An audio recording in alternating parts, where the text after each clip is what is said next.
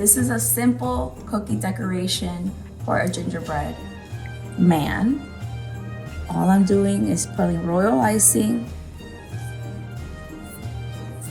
some green sugar, and some red sugar. Red sugar. Look how cute. And then if you want to do a finishing touch with a smaller piping tip, you can do little decorations.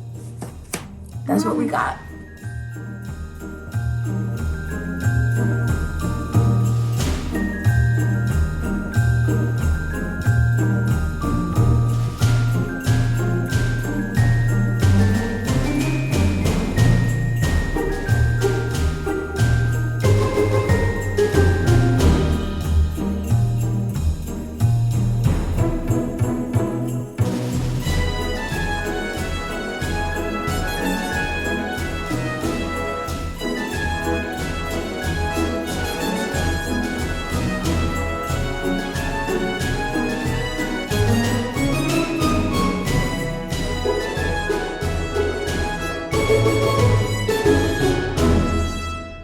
If you enjoyed this video, please make sure to hit the like button and don't forget to subscribe. Thanks for watching. See you next time.